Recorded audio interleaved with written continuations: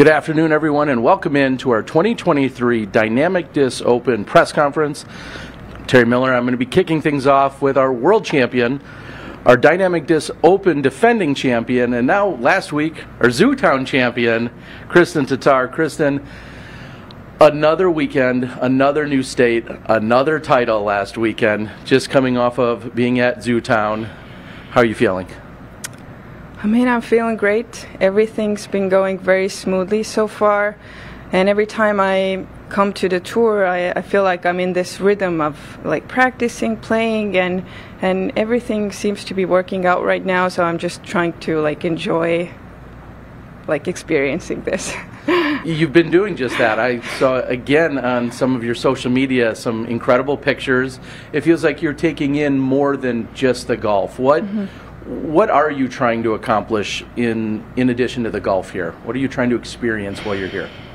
I feel like last year in some tournaments I was just so focused on results that I forgot to actually like live, you know. And this year I promised myself that I will try to take everything in more and experience what United States has to offer. You have so many beautiful places here, and yes, I've been to like some incredible like lakes and some small towns. So yeah, I just try to be conscious about it, not to be overly like consumed by disc golf, but to experience more, just life. In the past few years, you've befriended people like Paul and Hannah Macbeth, and then this last weekend you said that you had the help of Katrina Allen along with Austin Hannum. How tough is it to navigate around this country and then maybe leaning on other disc golfers and how they've been helping you? So far it has worked out. Whenever I have needed help, I have got help. So I'm like truly grateful for everybody who has reached out and helped me.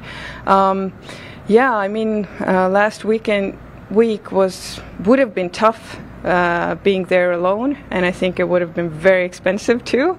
So it was nice to share costs and just to like have these great chats with other players and like know their perspective of everything that like goes on tour and their life. So yeah, I mean, there are some very nice people on tour.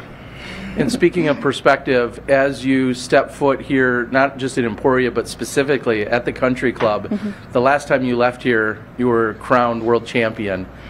What type of emotions were you feeling when you returned here?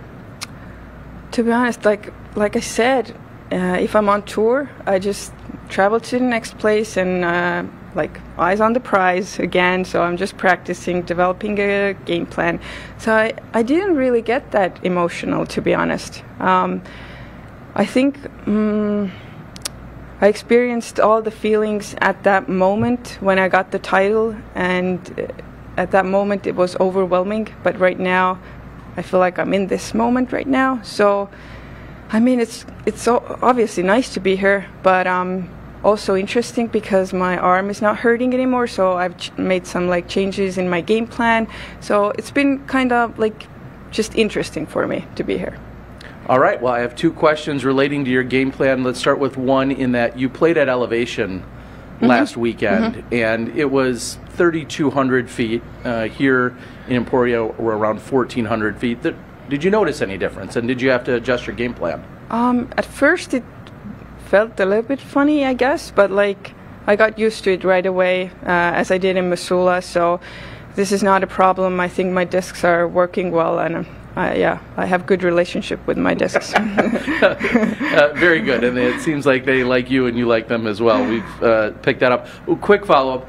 Did you ever get your harp from last weekend in Portland? I know you threw it in the drink early. Did that ever return? No, but thankfully Katie came here, and I was able to tell Silver to give her my other harp that's very beaten, and she brought it over for me. So everything's good, and everything like worked out. Incredible. You get to call in for backups from all over the world. So my final question for you would be, this year we are only seeing the one course. We're not playing Jones Supreme, and it's just 3 rounds.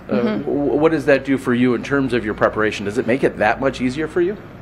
I mean, yes, it has been easier. From the players' perspective, it's been nice to just like practice one course, especially when it's hot outside. And yeah, I think it's a good change. At least I think so. Obviously, it's nice to play both of those courses, but right now I feel like coming from that far away, it's nice to just practice one course in 3 days. It's enough. We wish you the best of luck. I've got Hayden Henry here from the PDGA with a few more. Yep, thanks. Hey, Kristen. Hey. In a few hours, the Euro Tour kicks off and live on the Disc Golf Network for the first of, I think, 7 live broadcasts on the Euro Tour. What does that mean for disc golf in Europe? It's been like a explosion. I feel like last few weekends, I feel like I cannot really keep an eye on everything that's been going on because there are so many tournaments happening, and I see the rise of so many new players, like even from Estonia, winning tournaments, and I'm so happy to live in this era and witness it all. Yeah. Kicks off tomorrow at Kona Piste, and a lot of players and fans know that course. But what can disc golf fans expect from the golf the rest of the time over there, the rest of the summer? What style of golf? What kind of players? In Kona Piste, it's just like a park. It's mostly open. It's very attackable. I think we're going to see some really good scores over there. I heard that there's some changes done for the FBO because we used to play the same course as the men. But I think, yeah, it will be interesting to see how the scoring will go for the women because I don't know exactly. Yeah, it's just, I think those courses are very pretty, and I'm just looking forward to see like new winners rise up and how they play. Yeah, any players that fans stateside might not know that have the chance to take down a win over there? Well, last weekend, a girl from Estonia, Marianne Must, just took down a competition in Croatia. So, yeah, we'll see how it goes this week for her. All right, back to Emporia. A few course changes out there, 10, 11, and 12. What are your thoughts on those? I think I love the Heiser holes. I think it's 12, the really long par 3. I personally don't really understand that hole because nobody's going to birdie it, and it's a very even like a tough part to get because the landing zone there is very, very narrow, and there's like trees and OB to navigate. So I think it's going to be one of the hardest holes probably for the FBO. But overall, I think the changes have been good. So yeah, Perfect. Thanks, Kristen. We'll be right back. Thanks.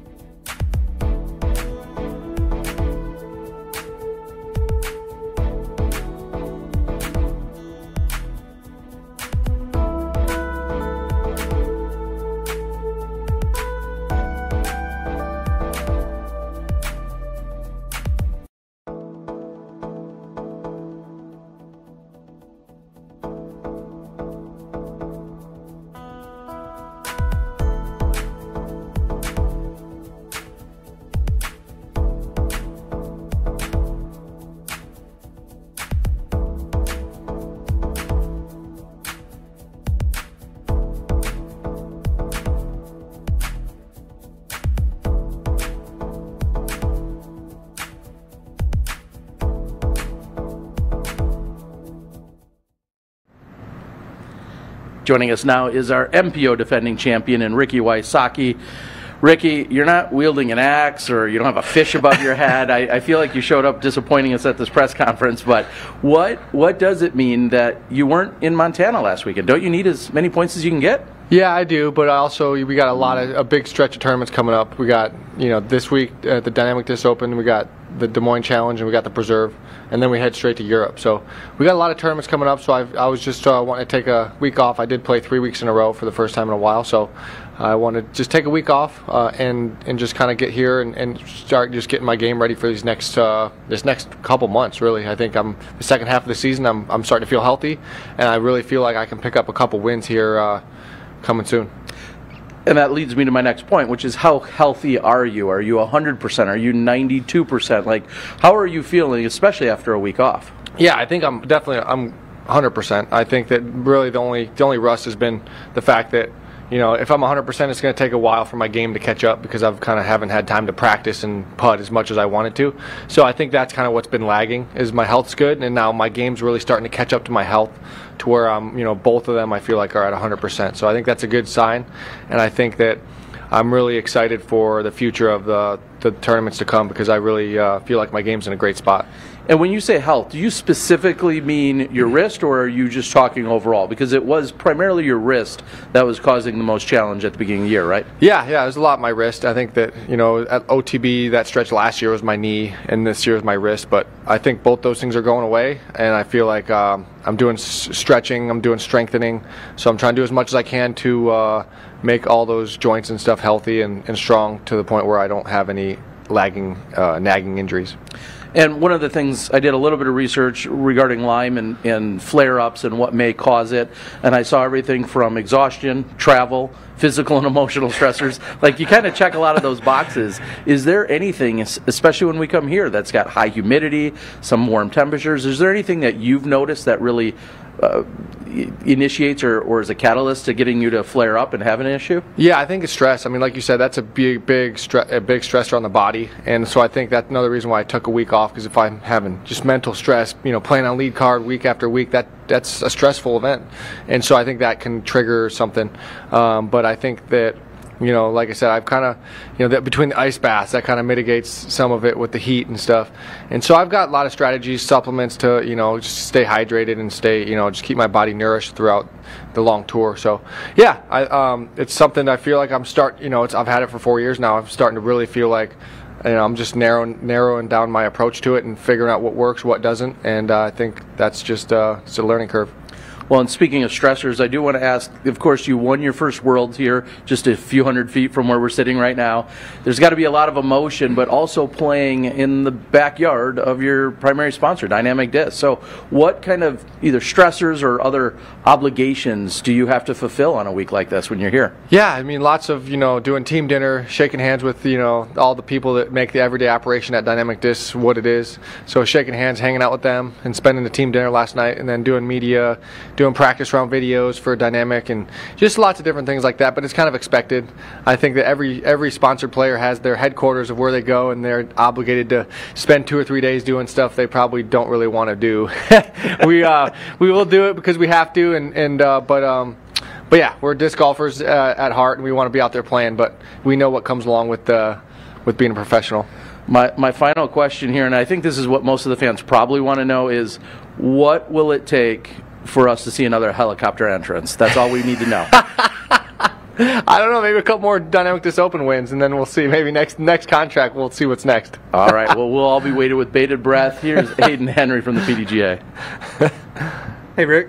Hey. Yeah, not just harp on the injury thing, but, how big of a blessing is it that, if a player has an injury, they can take a few weeks off and pop back in and still be able to, live life and pay the bills? Yeah, I mean, that's a huge thing in disc golf right now. I mean, as a lot of people know, a lot of people are going through injuries, whether it's elbow, shoulder. Disc golf's not necessarily a high impact sport like I would say football maybe, but it's just a repetitive sport where you're going to be blowing out shoulders, elbows. It doesn't matter how much you stretch or work out.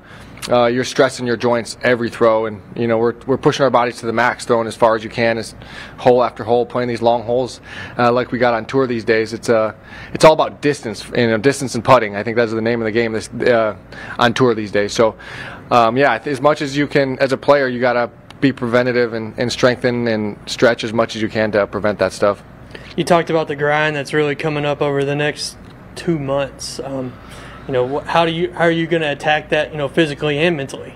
Yeah, I mean, I obviously got to try to make up for lost time. I missed a lot of the beginning events, and I think that, like I told Terry, my game's in a great spot to where I'm a type of player where I get some momentum. I can win 2, 3, 4 events in a row even, and I think that's what it's going to take for me to bump up in points and give myself a chance to really have a great chance to be a top player by the end of the year and be a top in points and have a lot of titles and just have my game in the right spot for the majors. And so just trending in the right direction, and that's really a big thing for me. Back at the country club, one of the, not the first properties, but an early property to integrate a ball golf course. What does this place mean to disc golf? It's great. I mean, this place has, like you said, it was one of the first to really implement the ball golf, disc golf course design, and I think that it's evolved over time. They are constantly evolving with the game, whether it's short par fours. Now they got longer par fives and longer par fours, longer par threes. So they've definitely evolved with the game, and I think Emax has a great influence out here in making sure that this course is up to par with the new age of where disc golf is. And I think that Emporia Country Club's a great test of that. Lots of out of bounds. You can definitely have seen in the years past, lots of wind. So there's a lot of different variables out here. But it's a great course, and I'm excited to attack it and see the new changes that we got going. Yeah, 10, 11, 12, all new. Specifically, hole 10. What are your thoughts on that new change?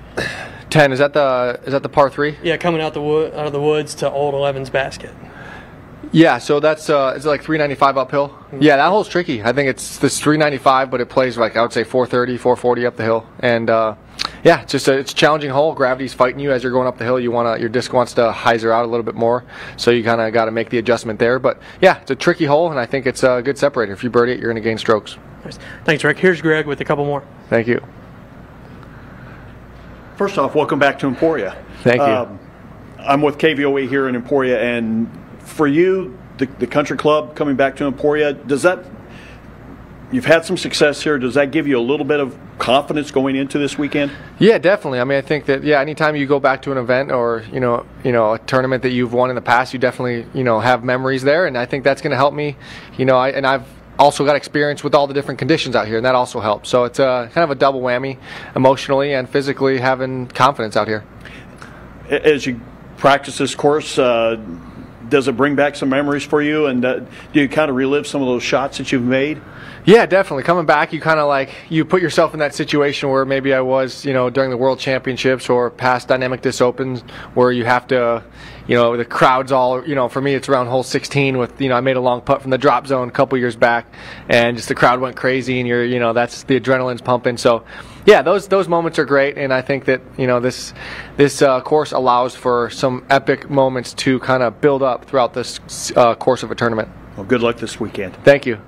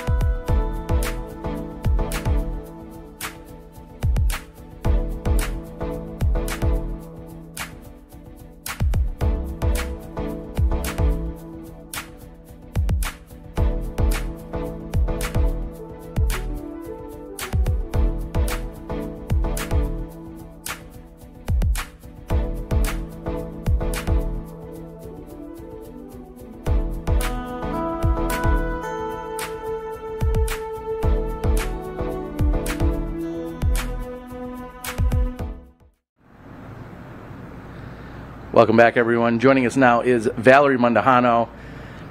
It feels good for me just to say that, to say welcome back. The question is, how are you feeling? How is it going? Terry, it feels great to be back. Honestly, I'm so excited. I think a lot of people seen me throughout the year at a tournament once in a while, but to actually play is a different feeling. So I'm happy to be back. And I apologize, some of these questions might mimic what we just heard from Ricky in that coming back from this injury. Well, let's start with, what was the injury? Explain to everyone in case they were out of the loop. A few months, well, I say a few months ago, I think it's like 6 months now, I rolled my ankle so bad where I tore 2 ligaments on my left ankle. And so now that you're back, and we've been kind of anticipating this for a while, why this event as opposed to maybe a few weeks ago when we heard that you might have been better then, or what made it about this event to come back? By the time I got the okay to play from the doctor, I would have had, from this tournament to then, I think a little over a month, maybe a month and like a week. Before that, I didn't really get any golf in. It was maybe once in a while I'd try to see how my ankle was feeling, but nothing to say like routine or on the grind. And I know playing on the tour, it's elite disc golf. I wouldn't have had time to say, yeah, in 2 weeks I'm going to go fly to Portland and I'm going to try to play for, a huge title. I knew that was pretty impossible, at least for my standards on game-wise. So I told myself, let's give myself some time to actually practice and get some reps into my game. Not only that, but with a new bag. So yeah, I kind of sat down and looked at the tournaments and said, DDO is a good goal. It gives me enough time to practice and get really settled in with my ankle and trust it.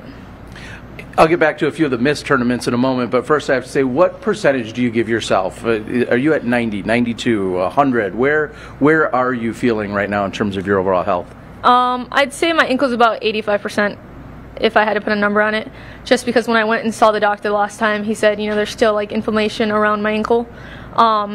It feels fine. I feel like I could play and do everything 100%, but I still have to be very careful with it. I haven't played any pickleball and stuff, but health-wise, I feel good. And then, again, backtracking, it had to be unique for you to be sitting on the sidelines. Last year, when you were on that West Coast swing, you tore it up. You picked up multiple wins. This year, you're on the sideline. What were some of the emotions that you were feeling, and did that motivate you for your return? Yeah, I think this year has been the most emotional year I've been going through for a while.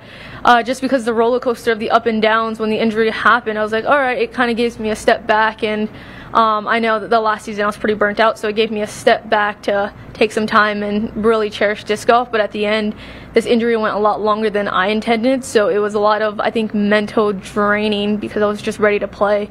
But it really taught me a lesson. It really taught me to value disc golf just for the sport it is, and the reasons why I fell in love with it. I miss so much. I miss just going out and throwing. I miss just being able to go walk with Alexis and Mason in the round. I miss just being able to putt. So I really learned the value lesson there is value and cherish what you have. Yeah, I feel like, again, echoing a lot of what I've heard from Ricky, who's just come back from his injuries.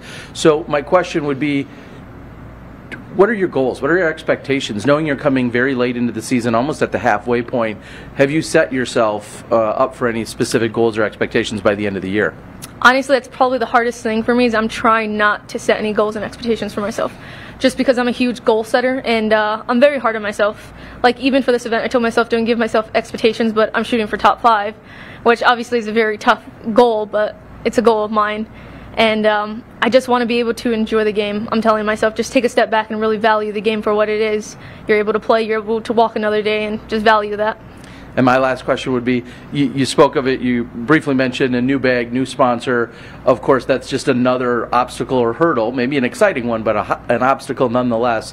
How prepared are you with a brand new bag of discs? I'm going to put a percentage on it, and I'm going to say 85%. Okay. Well, we wish you the best of luck. The entire disc golf community and world is glad to have you back. We know you're a fierce competitor, and we're looking forward to it. Here's Hayden Henry. Hey, Val. Great to see you back. You talked about learning the value of the game or relearning the value of the game. Were there any other positives that you could pull from this experience as far as maybe retweaking your approach to the game, learning some discs, anything like that?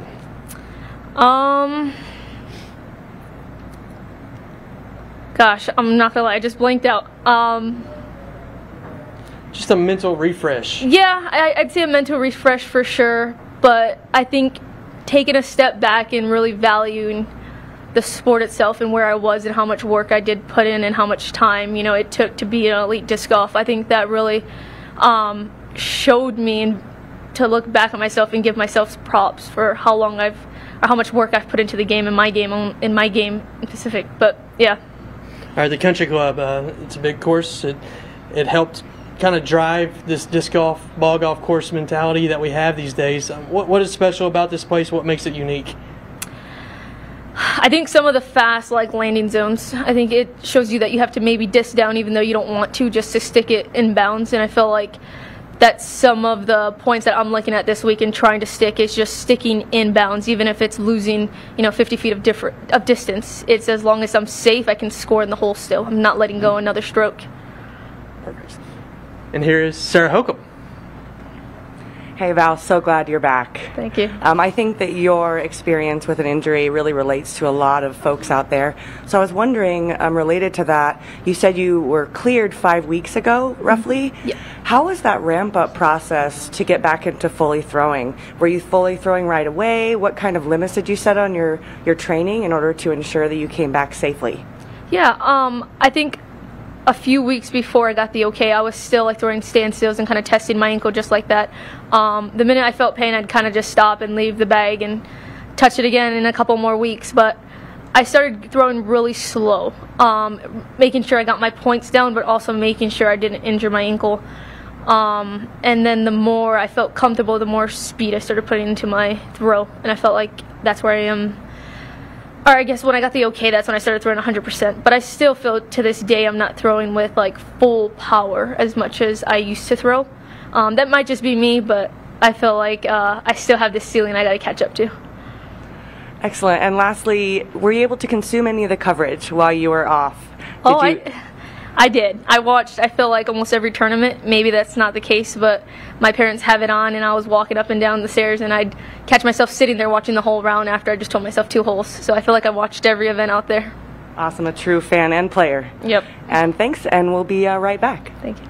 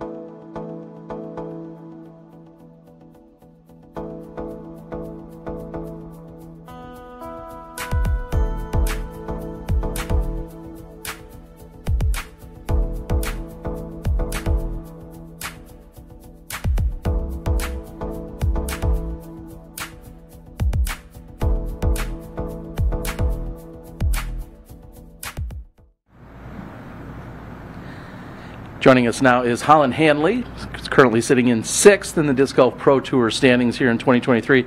Holyn, I saw some of your Instagram posts, but I'd like you to provide a little more context and explanation of your weekend off this last weekend. Oh yeah, me and my boyfriend, we went to Yellowstone. We spent about 3 full days there, just kind of, enjoying time in nature that isn't preparing for a disc golf course, and kind of relaxing and seeing some really, really cool sights. A little earlier, we heard Kristen Tatar talking about more or less taking in more of the country, more of the moments when you're here, and it's not just about disc golf. You're newer to the tour in the last couple of years. How do you find that, we'll say, work-life balance? Yeah, it's something I'm trying to make an effort to do this year as well. In fact, when we were up in the Pacific Northwest, we went kayaking every chance we could get. And then, just last night, my friends and I went and saw a musical down in Wichita. So trying to find those little things on the road that are just fun and that kind of get your mind away from disc golf. Because, the pressure and the expectations can start to mess with you a little bit, but kind of getting your mind off of it, doing something else that you enjoy kind of helps to keep things in perspective. And speaking of your mind, is it more of a physical or a mental reset that you find you need more often at this point?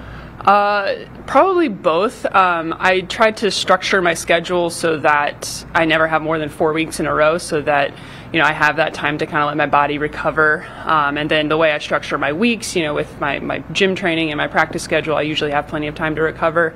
I've needed a little bit of a mental reset. I feel like I've let kind of my expectations of myself and sounds weird, but like kind of the belief others have in me has kind of started to feed my ego in a way that I think is actually detrimental to my performance. So kind of this last week, taking a really hard look at, am I really doing the best I possibly can to prepare for each tournament? And so I'm kind of going into this next swing of the tour, kind of restructuring how I do some things and trying to get back focused on the process. Well, I'll follow that up by saying I'm one of those people, along with plenty of us in the media, that know you're going to get a really big win. It's really, we feel like it's just a matter of when. Right. And you've been there. You've been in contention. We've seen you finish on the podium. You've had some incredible finishes this year, and putting yourself in that position do you feel a pressure from either outside sources or from within when it comes to getting close to picking up a big win? Yeah, I think when it comes to the pressure, really, there's only pressure on me if I let there be. Because I don't necessarily see like you or my fans or even my sponsors. I see it as belief in me and not as pressure. So like kind of a positive spin on it. But at the same time, I want to win really, really bad to the point where I'm almost losing sight of the steps that actually lead to winning, which is zeroing in on what do I need to do in this moment to get to the next moment, to the next. I'm thinking too much about, this mistake's going to cost me strokes and I might end up losing by 1 stroke, right? And so just being able to stay more in the moment, more focused on the next shot rather than trying to look too far ahead. Well, with that, I will say, hole 18 last year, World Championships, the last time you were here, you finished on the podium, and since then, you've gone on to have a top 10 in 12 out of the last 15 tour events. So I guess my question is, was that a catalyst? Was that an affirmation? Or was there anything special at all about your finish there that has then kind of set you on this track that you've been on in the last year? I feel like in the last year, I've really just kind of steadily been getting better. I don't feel like I've had any huge jumps forward in my game. It's maybe more looks like that because particular weekends I kind of put it together better than others. But honestly, with where I feel like my game is right now, I don't feel like the results have quite been where I think they should be. And so that's kind of why I'm taking this hard look at how I prepare for events in my own process and trying to hone that in and not worry about the results as much. And then I'll go back to your Instagram one more time. You also post tips. You often have done it. People love them. But this week in particular, you posted roller tips. So my question is, will we see some rollers from you this weekend? And when do you choose to implement them on a course of this length and of this style? Yeah, so when I typically, I don't go to the roller as much as I probably could, just because usually an air shot's just as good. And I can also be a little more particular about where I put the disc. I'm going to try it on 13 today and see how it goes, because I still haven't quite figured out a play that I love for that hole. But out here with the way the wind is, and the wind's so unpredictable, it can be really calm one day and strong the next, and rollers really get knocked around by the wind. So I'll probably be sticking to mostly air shots this week. All right, here's Hayden Henry from the PDGA. Hey, Holland. Hey. Going back to Portland, you talked about it on Instagram again. A scoring error. What went through your mind when you realized that error, and what did you have to do immediately? Yeah, I was pretty upset when I noticed that error. I mean, it was a kind of situation where, you know, we played a par 5 to finish. We had several people on our card go OB. It was very hard for us to keep track of our own scores because there were a lot of strokes, let alone be paying attention to others. And I think we were all kind of just ready to get out of there and be done with the day. And I just had a brain fart. I was thinking in my head, bogey, and I, for whatever reason, thought it was a par 4, so I said 5. No one corrected me, and it got put in. And then, you know, a few minutes later, we were sitting in the car and we're driving away from the course, and I'm looking back at my UDisc, going over, you know, stats, going over the holes in my head and stuff, and I noticed that it said par on 18. And, you know, I went back and I checked what the rule was and everything to make sure I was doing it right. And yeah, I texted Jeff Chaqua and was like, hey, my score is wrong. And I cried about it. I was pretty upset about it. At the end of the day, though, you know, my placement was what it was because of how I played. I didn't have a very good performance in terms of my playing. The 2 strokes, they cost me like $20. It wasn't anything consequential, but I feel good that I did the right thing looking back on it now, even though in the moment I was pretty upset with myself. You know, you said it was a lesson for yourself, but in reality it was a lesson for everyone. This is a self-officiating game, which can lead to awkward instances, whether amongst yourself or amongst your players. How can we collectively do a better job of upholding the rules in a self-officiating game like golf? Yeah, it's tough. I don't know if I have an easy solution for you. I think for myself, I'm just going to always offer to keep the score. I'm not blaming the people who are keeping the score on my card, but physically seeing it in my hands, you know, helps me get it right. So maybe it's just we all need to keep our own digital scorecards. Maybe that's the solution.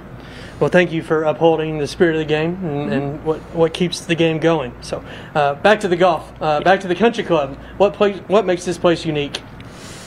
I mean, the community here really gets behind disc golf. Like, it's pretty unusual for us to drive through a town and see so many baskets in people's yards and in the yards of business places. It's also pretty awesome that they shut down the main street and have us do this big block party. That's pretty unique about this place. And then, you know, country club, it's known for its wind, it's known for its weird conditions. But I think that Eric did a really good job with his course design changes this year, and I'm excited to play it. Here is Sarah Hokum.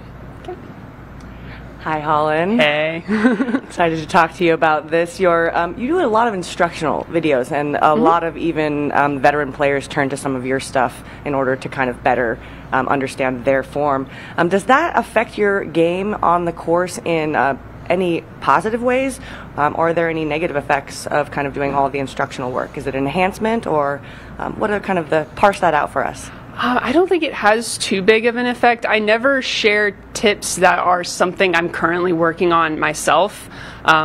Partially so I don't, you know, get in my head about it, because anytime I say something on Instagram, there's the possibility that someone's going to argue it or contradict it, and so I'm open to having those discussions. But so I try to make sure I'm pretty confident in what I'm putting out there before I put it out there. And a lot of times the tips are something that have either helped me, like I've been doing it for several months up to that point, or that I've used to help others. So I'm usually able to keep them pretty separate. And finally, how do you feel your game sets up for a course like this? You've had a lot of good top 5 finishes on some of these type of courses. Do you feel like this is where your bread and butter is? Probably just because I'm probably one of the furthest throwers in the division, so I can throw a lot of hyzers where other people are having to throw full shots. So that's kind of how I'm going to try to break down this course, is just what can I throw a really simple single angle shot as much as possible. Thank you. And we'll be right back.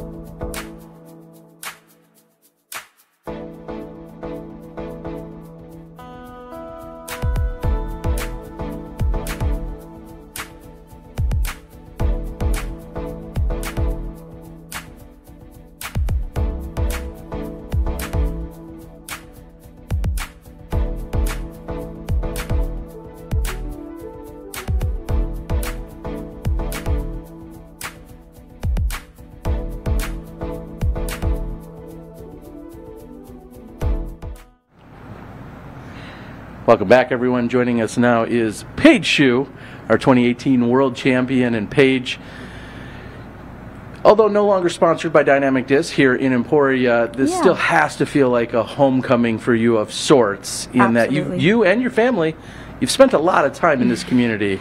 Oh, yeah. What's it like coming back? Oh, it's awesome. You know, I went to college here for a little bit, so I'm catching up with my college friends. My parents still live here, so I'm spending a lot of time with them. And my daughter Savannah is getting to see her other grandparents since we live so far away.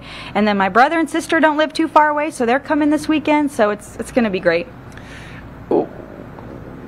I see that you are registered along with your husband, Grady. You're both playing this weekend. Mm-hmm. What does that mean? What type of coordination goes into it? We don't have a lot of parents on tour, or that both play regularly. So what does that mean in terms of the coordination for you guys? Yeah, so a big reason that we're even able to play is our family's help, whether it's Grady's family or my family. When we're both at Pro Tour events, someone's helping us out, you know, just in case of an overlap. So my mom and dad will be helping out when I'm finishing up and Grady's warming up, and yeah, that's how we're able to coordinate it. Sometimes we don't have anybody, so Grady and I will alternate tournaments and take turns, but whenever we can both play, we try. Well, and speaking of that, we'll say a lapse in play, it seems as if the last few weeks you haven't been playing as much. You picked up a win recently, but there was a little bit of a gap on your PDGA results of a few weeks. Was that due to childcare? Was that just taking time off? How did that fit into your schedule? Yeah, we knew we weren't going to do the West Coast. It was just too far with the baby. You know, we do have the RV, but driving all the way over there and all the way back, we just didn't think that was best for her. So we just decided to stay home and practice and play local events. I played a couple tournaments, grabbed a couple wins, and we've just been practicing, gearing up, and also enjoying the time at home and kind of recharging our batteries and fixing the problems that we noticed in the first chunk of the season in our games and just trying to get better. Well, to dive into that a little more, what were some of the things that you noticed? What is something that you really had to diligently address or go out and attack and work on in the last few weeks? Yeah, one thing interesting about my game is I feel most confident when I have to hit extreme angles, like extreme hyzer, extreme anhyzer. So I'm trying to work on just getting more different types of angles in my bag, because you never know when you need just a little less, and I feel like you sometimes need less movement, and so I'm just really trying to get my flat to a little bit of anhyzer, a little bit of hyzer, and just doing field work a bunch on that. And then putting is something I can always improve on, and spending lots of time up by the basket. So yeah. Applying that to a course like Country Club, relatively wide open. We've seen a few changes here this year, but what will you be applying this week in terms of what's going to make you successful out on the course? Right, yeah. There's I haven't played this course since last year before World, so I know they made changes to the Country Club for FPO, and I love the changes, by the way. I think there's a lot more birdies and it's more scoreable, but I think, you know, similarly, just trying to do less movement on my disc and less touchiness. It's wide open, but there's a lot of OBs on the left and right, and it can get kind of squirrely. So just making sure I keep it in the middle and just hit my angles and really focus on my shoulders and just hitting my aiming point.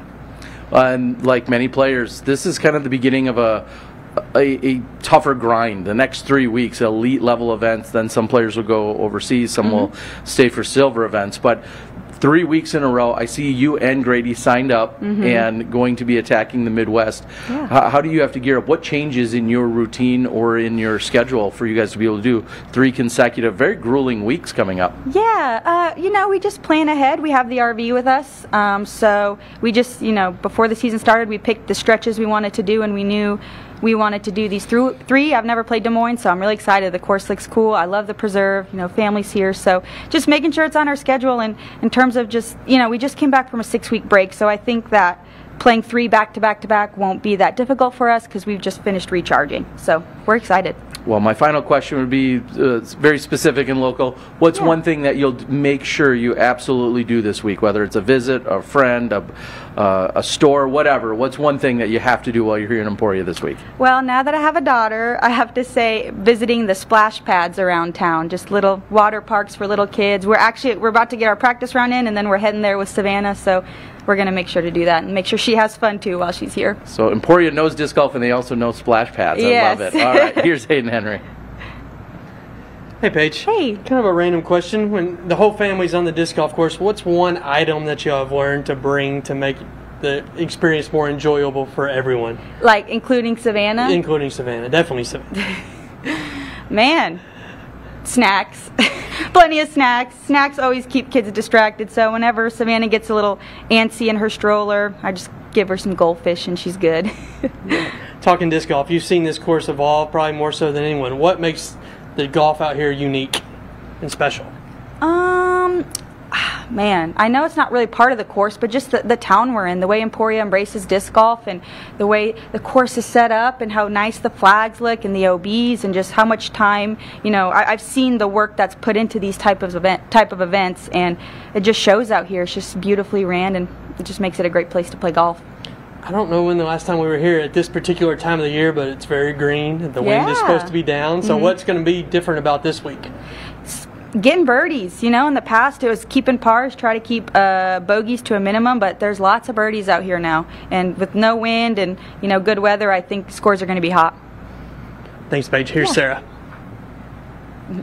Hi, Paige. Hi. One last question for you. Yeah. You're truly an inspiration to so many women that are mothers or want to be mothers and also play disc golf. So what advice would you give to someone looking to balance their disc golf career with motherhood? With motherhood, yeah. It's something new. If you're new to motherhood, you're really trying to figure things out. But just making sure you make time for both. I think that there's a lot of pressure around mothers to be with their child 24/7, and to be the best mom, you need to do this, that, and the other. But, you know, if you have other passions outside of, you know, motherhood, which is normal, just making sure you make time for it, and take your daughter, your son out to the course. You know, it's more experiences for her, for him, and just making sure that she or he sees how much fun you're having and what other things you're pursuing besides them.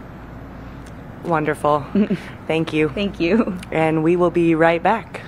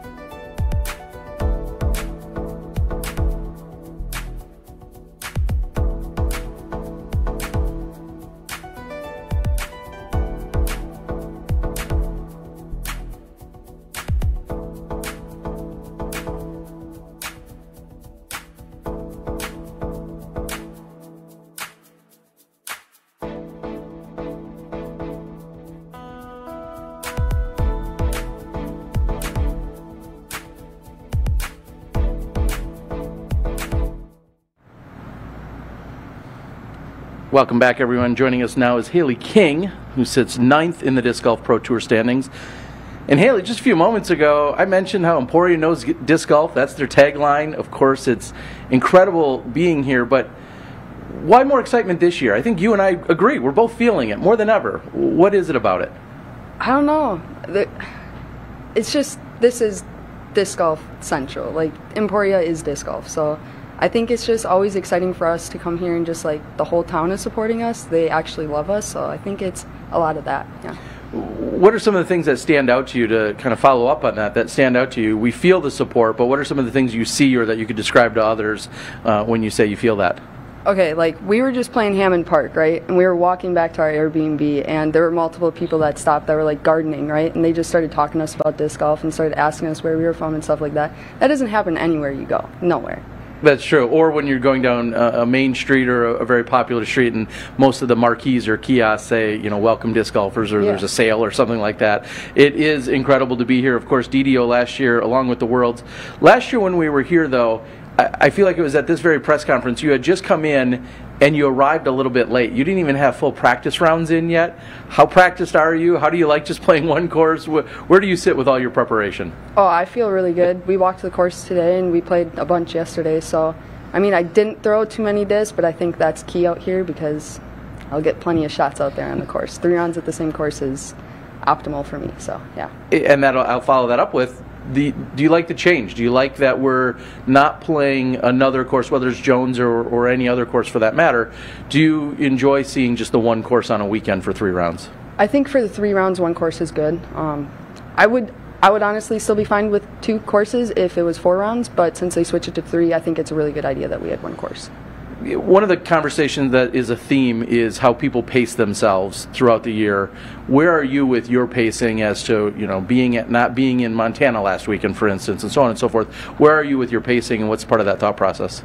Oh, I'm just making sure that I don't know when my body is going to get sore, so I'm making sure that I don't get to that sore point, like that I'm not overusing, right? So I've just been making sure that I only play like 3, maybe 4 events in a row and then go home. It doesn't matter what the next event is. Obviously, if it's Worlds, I'm going to pull that one off. But I've just been really making sure that I'm forcing myself to take breaks.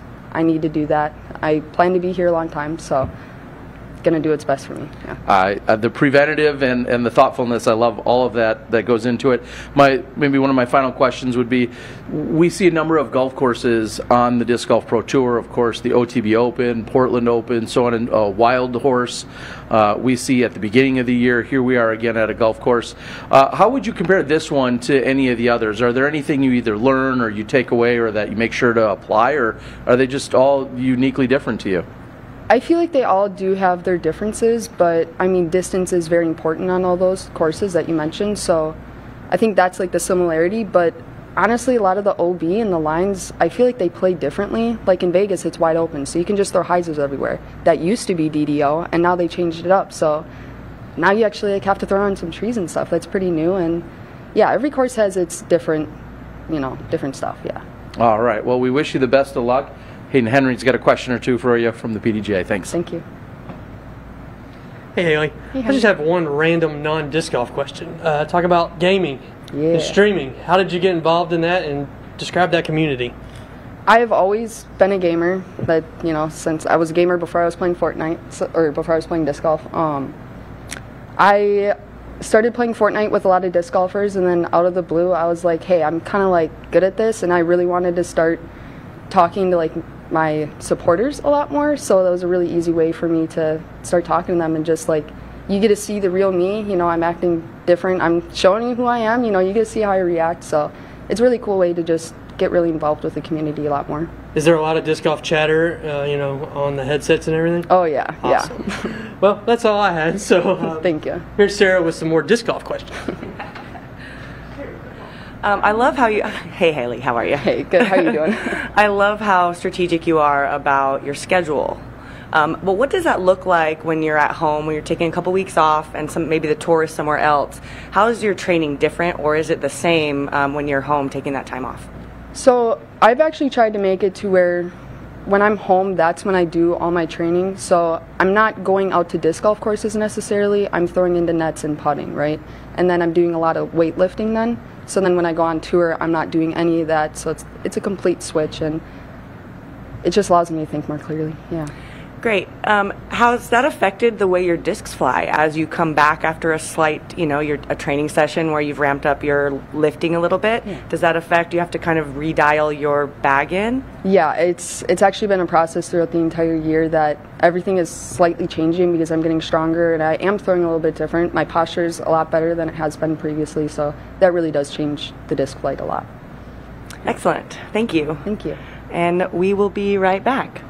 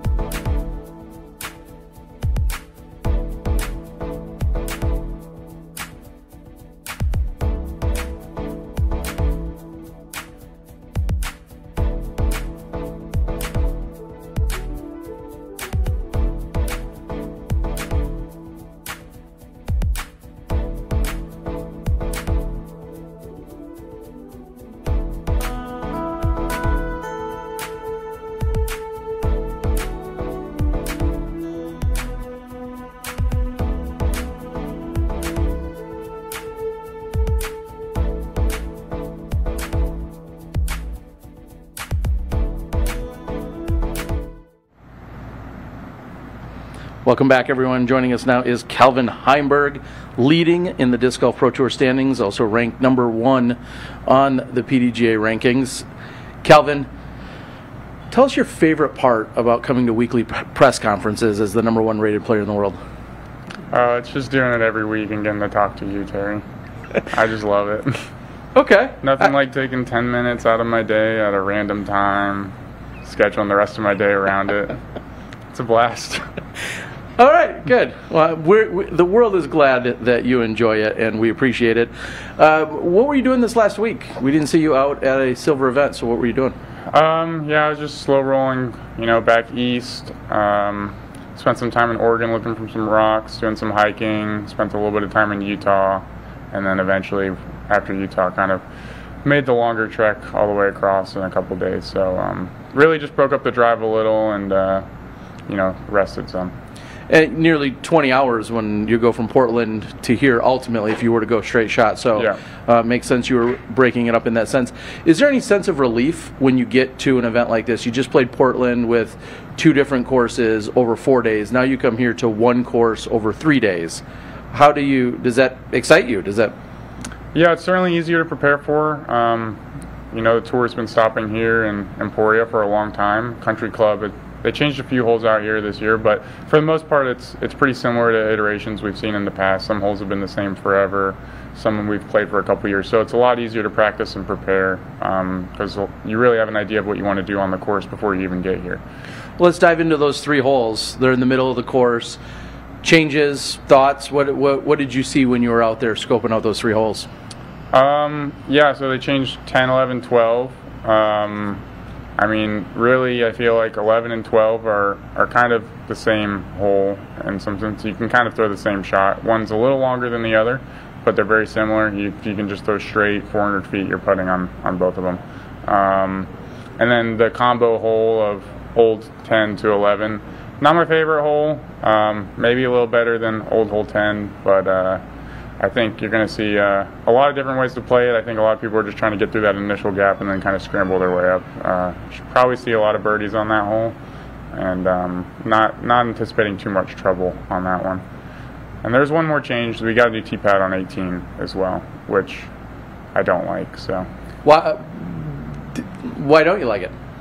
I think it simplified the hole a little bit. The hole might play a little longer, but by moving the tee-pad out to the left, it just kind of opens it up to like a pretty open righty backhand, as opposed to before.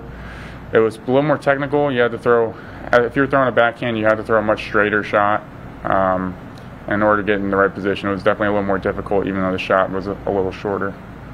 Well, I'll borrow a question that I just asked Haley a moment ago. In that we've seen Portland with the golf course and being at Glendoveer and Wild Horse to open the season, and OTB. Those are 3 of them that I think of that have all been on golf courses. How does this one vary in terms of either your outlook on it or how you attack it, if any variance?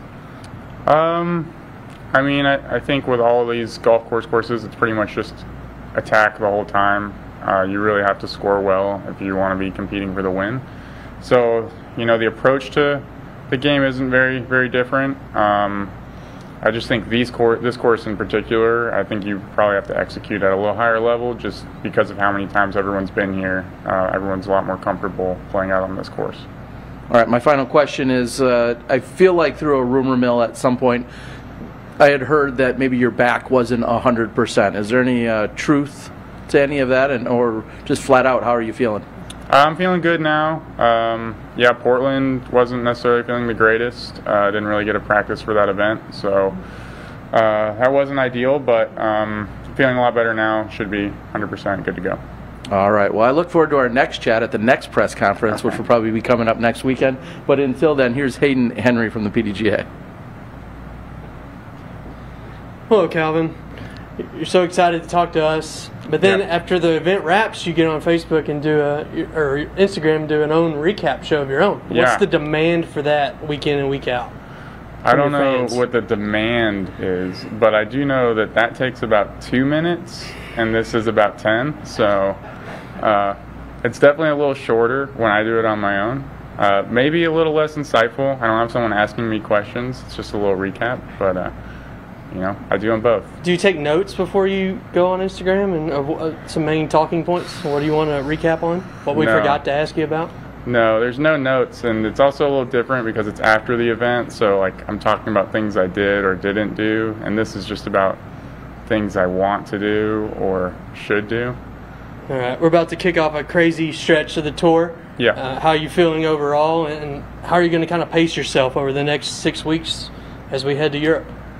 Yeah, it's definitely a busier stretch of the tour. We got 3 Elite Series in a row before we head over to Europe. So, it's just making sure you pace yourself, don't overdo it, and, just practice. You just still need to get the practice in, but we're familiar with all these courses. So it's just making sure you don't overdo it at any given one and make sure you're ready for all 3. All right, thanks, Calvin. We'll maybe talk to you this weekend, but we'll hear from you on Monday as well. All right. Thank you. Thank you.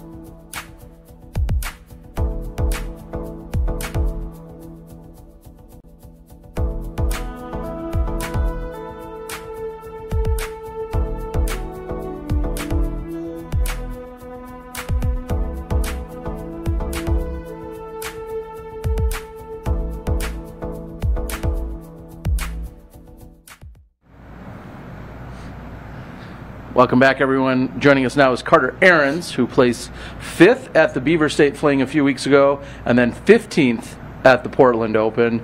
Welcome in, Carter. My question, aside from the physical light that we're seeing in front of you, how bright is that spotlight feel on you? We keep talking about you, man.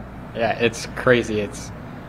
I didn't know that was going to happen this fast, but it's just crazy actually playing good for, like, you've been trying to do this forever now, so playing good finally feels good.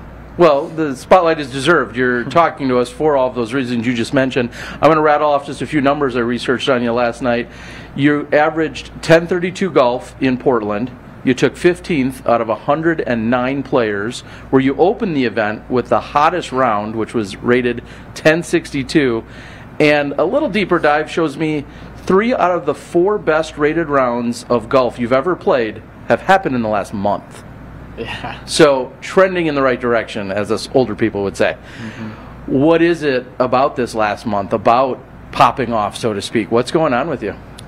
I think just playing with better people really makes me feel like I have to play better, and just getting coaching from people like Ricky. I did practice round with him, and it's just nice actually getting real good practice rounds, because I'm not that great at practice rounds. I just throw a bunch of disc and really don't think. So actually having someone to actually have good practice really helps.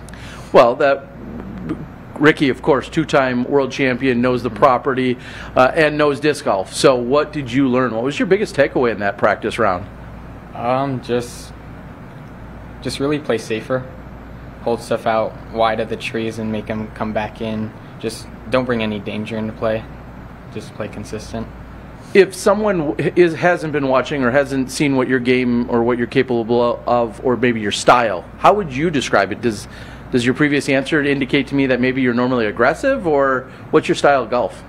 I would say I try to be as aggressive as possible. I like having the easy birdies. I don't want to work hard for them, so just going far and just having the easy up shots is my type of play. So relying on power is something that I know we've talked about, especially during the Portland event, and I've said it before. EMAC has said 400-foot putter shots have never been a big deal, 600-foot backhand driver shots. Mm-hmm. Where's your ceiling, and how much is distance, in perfecting distance, do you care about?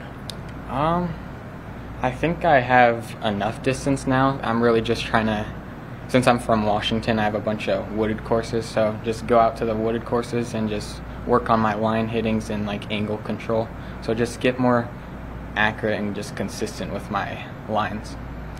A moment ago we had Kelvin Heimberg sitting in that seat, and you're going to be playing with him, and he also realizing that you're just 15, Evan Scott's just 18. Kelvin, #1 player in the world. Are you nervous? Do you put any stock or any kind of nerves on that? I really don't feel any pressure, since it's just why I feel pressure. It's just you're playing a game, so just go out there and just have fun. Where did that mentality develop? Maybe, I guess, speak to your athletic background and some of the other things that you do that have put you in this mindset. Yeah, I'd say baseball, pitching, it's a lot like pitching. Just go out there, just have fun, and just play the best that you can. So just have fun while you're playing. And throw things hard. I guess there's something that relates there. Kelvin was also kind of giving you a hard time, wondering if you're on summer break. And I know I talked to you at Portland, but describe to the world what your career and your learning path is like right now, and how you're going to integrate disc golf moving forward. Mm-hmm. Yeah, I just got done with my sophomore year of high school. I think it was Wednesday. So yeah, it was kind of hard playing disc golf in school at the same time, but also online school really helps with that. So just I'm gonna just finish high school, then after that it's disc golf full time. And in finishing high school, though, your plan is to primarily do it online? Yep. Is that so? Does that mean that we'll expect to see you at almost every event, or how will you pick and choose which events you're going to continue to go to? It's kind of just the bigger ones, and ones that I'm used to playing, and just what I feel comfortable with, what I like doing. So yeah, just try to play the ones that are fun and that are big. And it sounds like you have some decisions to make, because looking at your PDGA profile, you're signed up to be in 2 places on the same weekend. You're signed up for 2 different events, maybe on opposite sides of the country. I know you're good and I know you're young, but even you can't play in 2 places at once. So is that a matter of you were securing spots and now you're just going to opt for the bigger events, or what's the game plan there? It's really just, not sure, just play the ones that are closest here. So I'm not going to Europe for the European Open. I'm just staying around here, just practicing for like the bigger tournaments like USDGC and Worlds. All right, so what would you say would be your biggest challenge right now as a 15-year-old? We talked in Portland, you're getting a license wasn't necessarily, you love the Gannon Burr plan actually of maybe having someone help drive you around, but what are some of your biggest challenges for when you're looking at future events? I think just school is for sure one of them, so I can't play like all the events, so it's kind of hard to get all the schoolwork done with playing full-time disc golf. So really just pick and choose, and which ones are just fun and just fun to play. Yeah. My final question would be, what would you consider success here this weekend? When it's all said and done, Sunday night, what would you consider success? Is it only a win or anything else? Just play what I think is good. So like, just throw good shots, don't make that big mistakes, and say play smart, since I'm not that good at playing smart. So just play smart. All right. Well, you've already outlasted Kelvin Heimberg here in our presser, so you got a leg up on him there. Here's Hayden Henry. Best of luck to you this weekend. Thank you. Hey, Carter. Just looking back at 2021 Junior Worlds, which happened right here, and finished 4th. Luke Taylor, Andrew Miranda, Ryan Mulder, who just won USA DDGC. What can you tell us about this next generation that's coming up and ready to take on the Pro Tour and beyond? I think everybody's just throwing way further. Everybody's getting better, and just a lot of people are getting out the top level, and they're all great. What was the Junior Worlds experience like? Are you still friends with any of these guys? Do y'all talk or compare tips or just talk about what's going on? Yeah, I play with like Andrew Miranda. I play with him all the time. We're teammates, and yeah, we do practice rounds together, and we're good buddies. Yeah. Awesome. Well, what makes this place special? Obviously, you've played here several times. What makes the golf here unique and fun? Yeah, I say just the community. Every single place, everybody knows what disc golf is, so it's funny, like people coming up to you and just knowing who you are when they're just not even on the course, just like at a restaurant or something. And here, I really like this course because it's super tight, but it can also get windy, which also makes OB come into play a bunch. Yeah. What was the best tip that Ricky gave you yesterday? Just about anything particular, or just about the game in general? Just kind of just play confident. Yeah, so just know what you're going to do before you get up to the hole, and just know you're going to do it well. Solid advice. Thanks, Carter. We'll be right back. Thank you.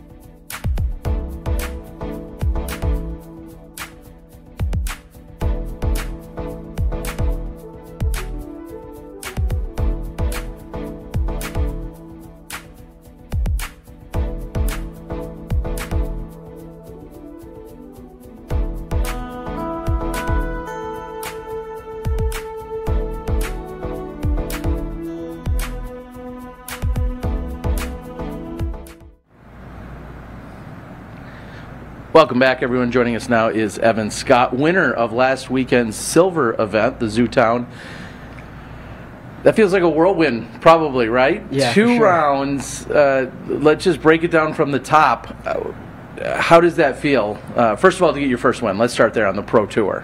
It feels pretty awesome to get my first win. Like I've been playing disc golf for a long time, waiting for that day to come. So it was pretty cool. And now add in the melee, the confusion, the excitement, maybe some disappointment for others, whatever it might be. But then being a 2-round event, did you have any idea going to bed on Saturday night that, hey, I might actually be the champion of this? Not in that way. Okay. Like I was definitely hoping to win, but even when I woke up on Sunday, it looked beautiful outside all day. I'd never even thought about weather.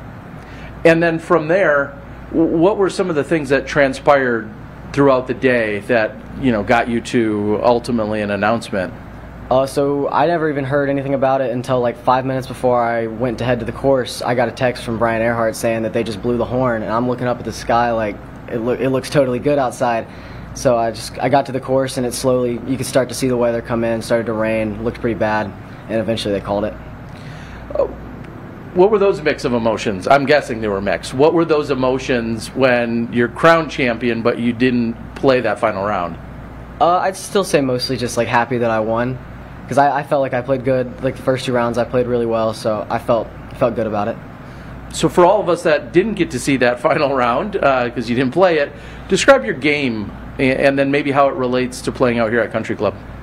Not a whole lot in my game relates to this course. It's a super different course, but like my putting all week last week was really good, and so far through practice here it's been great, so hoping to keep relying on that this week.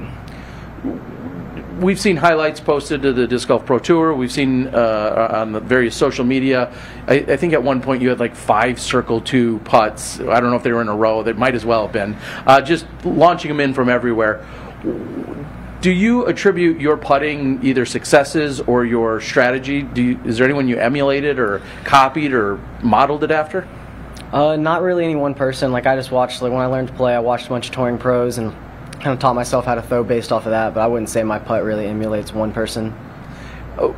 What's more exciting for you, to have an impeccable day inside the circle, or to have, of course you'd like both, or to have a bunch of long-range putts? Is there one that gets you more excited? I think the long putts are for sure more fun. That's like the most fun part of disc golf, is making a long putt for me. And this weekend, opening up the round, you're going to be playing with the gentleman we just spoke with, Carter Aarons, who's just 15. Mm-hmm. You're joined by Aaron Gossage along with Calvin Heimberg.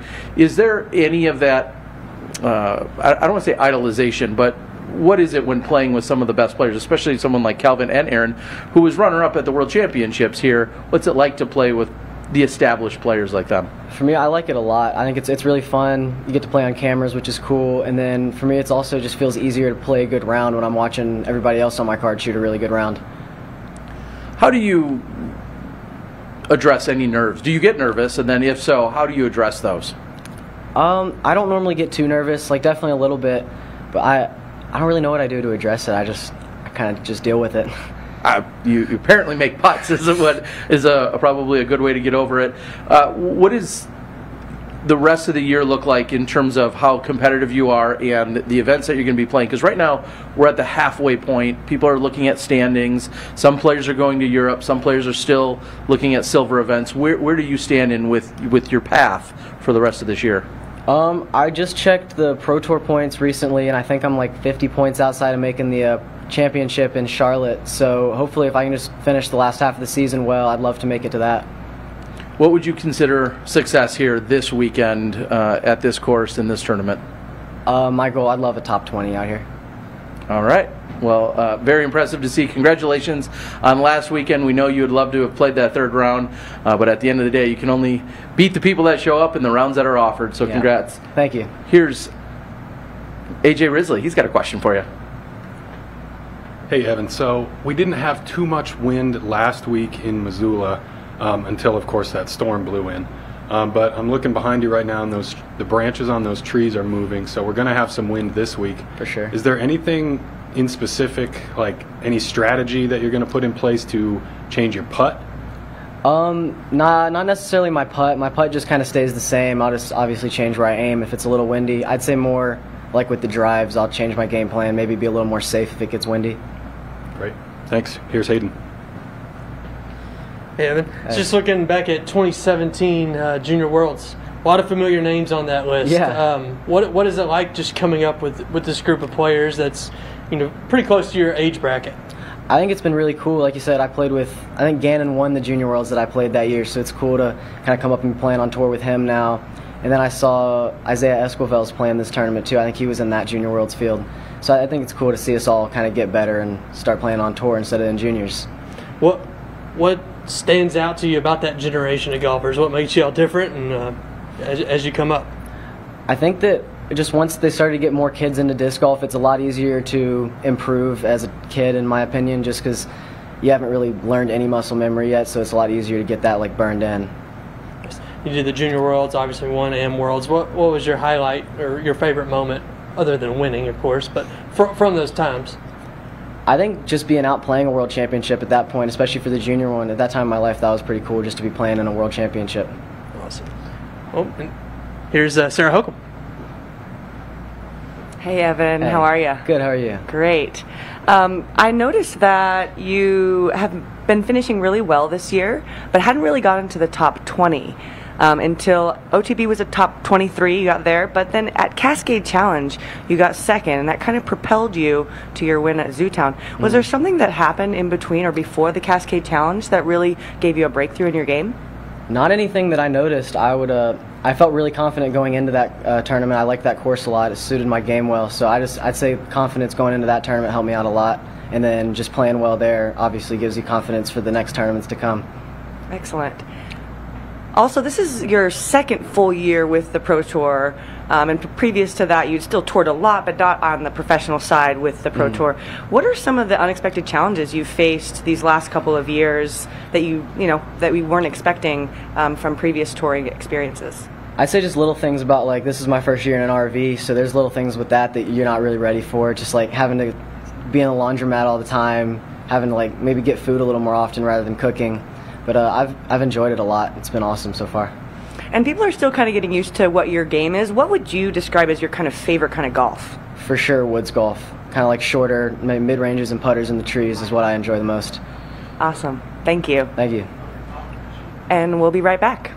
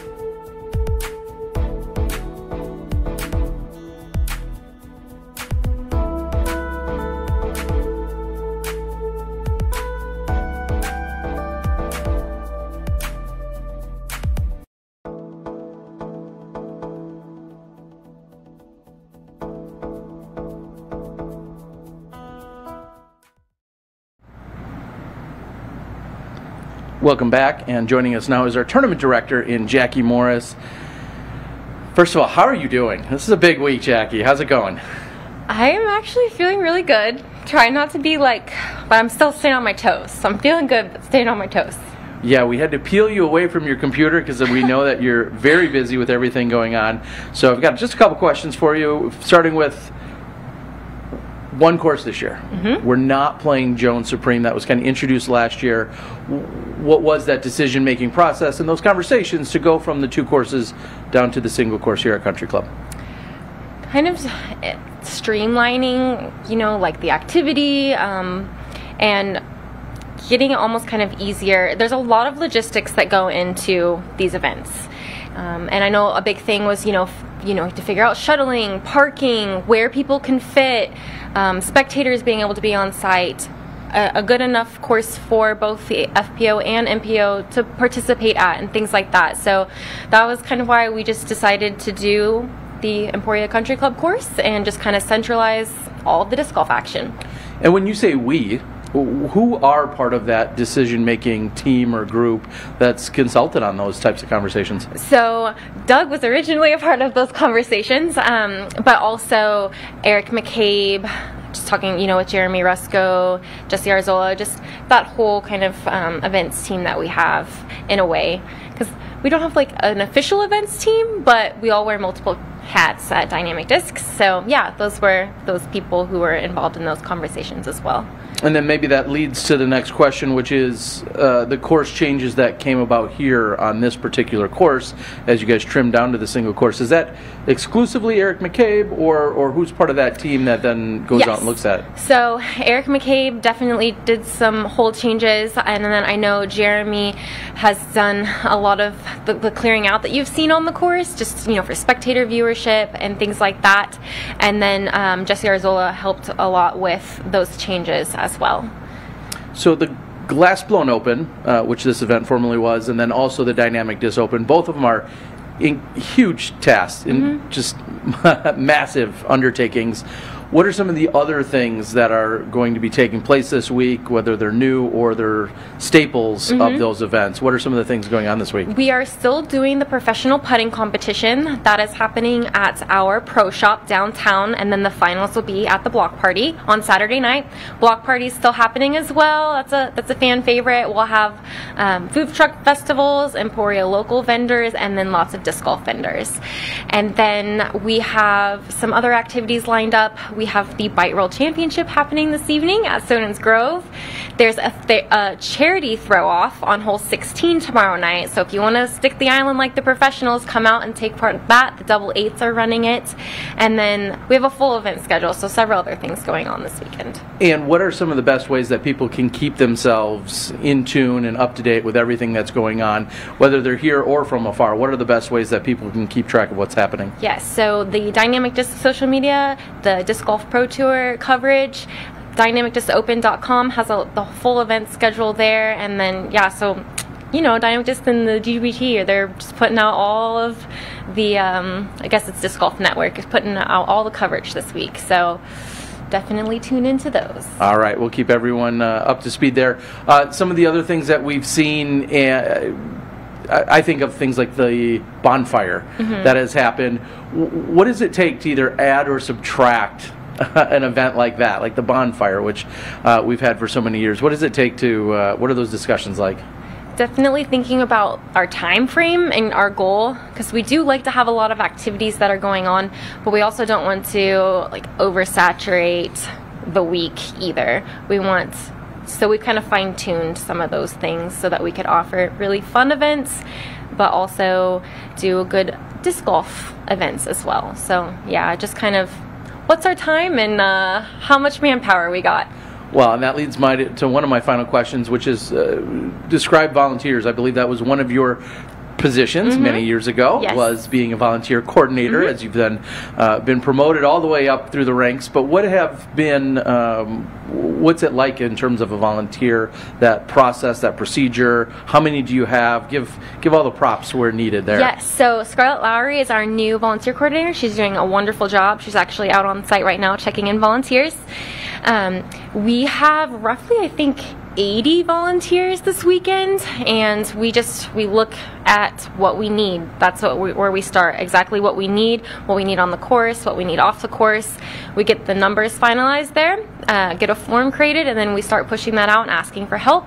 Then we just start plugging in people where they need to go. And then as a volunteer, they get to come have a front row seat to the action. They get to see some really cool shots. Like if I was a volunteer, I would love to spot on 16 and just watch that all day. That would be so cool. So they get a front row seat to the action, and they get to just kind of take part behind the scenes and take some ownership of this event with us, because we can't do it without them. I look at maybe the sadness on 16 as well. So there might be some excitement, but also the sadness. Yes. Maybe there's a twisted side that you like in that. Maybe not. What else is on your plate moving forward in 2023? We know Dynamic Disc does so much besides this event. What else is on your plate and within the Dynamic Disc family?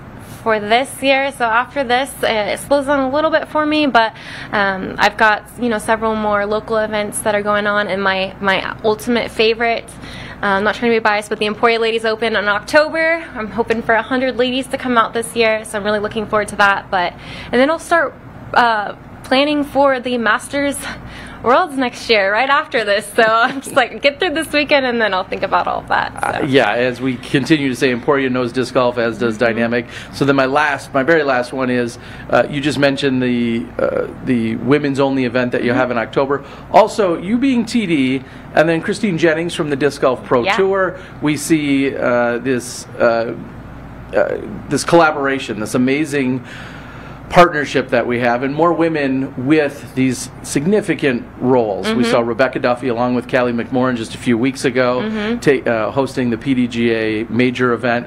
What does that say for the representation? What does that mean for women and women's disc golf that you guys are taking charge, taking over? I think it's really important to see women in these positions so we continue to grow. We see a lot of women coming up on like the actual playing side, but seeing more people in these roles, more women in these roles, really solidifies that you can be a woman and do anything, right? Yeah, I know Christine and I were just talking the other day, it's like we're getting to this point where you don't necessarily need to know disc golf to be in the disc golf world. We need people who are qualified to do positions, and I hope seeing women in these roles lets other ladies know, hey, I'm qualified too, maybe I could do something like that, and just keep growing the sport on both sides there. So it's really important, honestly. Well, every time I've been in Emporia, you've been involved. Everything's been excellent. Everyone, that's Jackie Moore. She's our TD. We'll be right back. Thank you.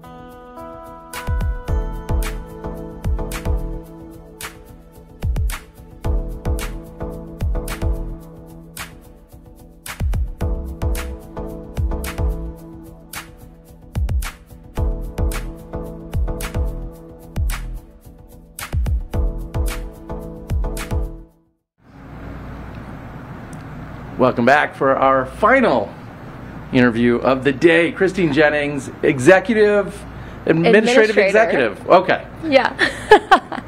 What is your role this week? Because it sounds like you're taking on, we just talked to Jackie Morris, so much on her plate and on her shoulders.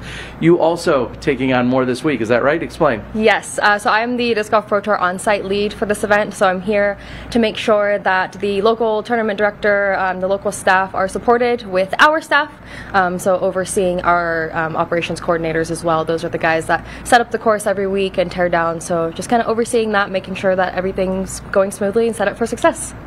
And speaking of that staff and that crew, how many people are we talking? And maybe break it up from media and operations, or however you want to differentiate, but how many people are we talking from a Disc Golf Network and Disc Golf Pro Tour perspective? Per event, I would say we have 5 operations coordinators, so those 5 guys are setting up and tearing down every week for every event that we go to. Disc Golf Network, we probably have 4 or 5 on-site staff, and then we hire some contractors to hold some cameras as well, so maybe like 10 people total that are running the show on site for DGN.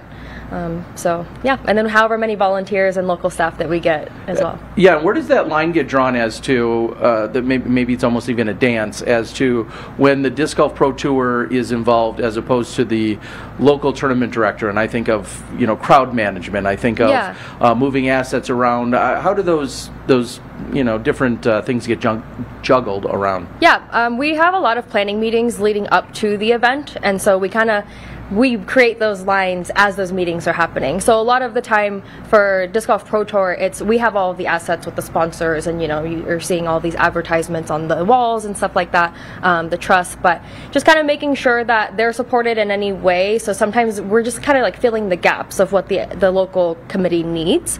So sometimes they need more support, and sometimes they got it and like they don't need as much support. And this is a good example here at Dynamic Disc Open, because Jackie and her team, they're amazing. So is every other event that we go to as well. But yeah, we're just there to support however they need. Well, and it's funny because you almost took my next question, which is, and no slight to obviously any of your partners and events, but some events have what feels like everything done when you show up. And I feel like Dynamic Disc has really set that stage over the last decade of running these high-level events, and that's why we continue to see majors and other incredible events taking place here. Does the Disc Golf Pro Tour get involved when it comes to things like the course conversation, like we just had with Jackie about going from 2 courses to 1, or maybe some events that might expand from 1 to 2, like we did in Portland? Who has those types of conversations? I think that's kind of established during the process of figuring out what events we're picking for the Pro Tour the next year. Those are conversations that I haven't been particularly involved because I just kind of started in the operations role earlier this season. But that's definitely, I think, something that they're discussing ahead of time. But we just kind of roll with the punches with what the local committee wants to do, and just take their feedback and go from there. Well, and as we were talking about the staff, this weekend is a little bit lighter on our end because some of our staff is spread out literally around the world. And I know you help organize that, but where are some of the other people and some of the other Disc Golf Network employees this weekend and Disc Golf Pro Tours? So we have a few people that are over in Europe right now. Our producer, he's over there, as well as our media, the boss that's always helping the Disc Golf Network guys on site, Sam, he's over in Europe as well, and Jeff actually just left there. So they're kind of starting align some things over in Europe for the rest of the crew to go there for PCS and European Open, and then I think that's it. We have a couple people that are in Des Moines, so they're already advanced over to Des Moines to make sure that that event's getting started, and then the rest of us are here. Well, and it feels like a lot of, this crazy ant farm. Everybody just sprawling out everywhere. Everyone's doing their part, doing their thing, all for the collective effort of the team. And then, speaking of being in Europe this weekend, we're going to see additional coverage happening. You can watch pretty much disc golf all day here on the Disc Golf Network when you're watching in Emporia, but also we have other events taking place in the Czech Republic? Yes, yeah. They're moving their way through Europe, and that's funny that you mentioned that because Hannah Macbeth just texted me and was like, Christine, let's watch the European coverage at 2 o'clock in the morning. And I'm like, wow, if I wasn't at this event, maybe I would. But yeah, so like you said, disc golf all day, literally. Yeah, so look for that this weekend. That's going to be taking place, and people will have different streams that they'll be able to log in, and whether you want to watch internationally or here or both, you're able to do just that. One of my maybe final questions for you would be, what's something that the rest of the world doesn't think of when it comes to the massive undertaking that is being the Disc Golf Network and the Pro Tour and the traveling around and the people and the efforts that's put in? What's something that you feel like just is massively overlooked, or something people assume incorrectly that you'd be like, I think it's just maybe the size of the staff. We are a relatively small staff, and there's a lot of responsibility that a lot of people have on our staff. And we always, of course, appreciate everyone that works with the Disc Golf Pro Tour. But I think just maybe some people are overestimating how many people work for the Pro Tour. So there's just a little army of us right now trying to get things done and trying to improve as we can. So, yeah. Well, we hope that everything goes well for you as you'll be essentially overseeing everything this weekend. We, of course, hope for the best competition to take place out there on the course. We wish for the best of weather, and may the best winner win in each of our divisions.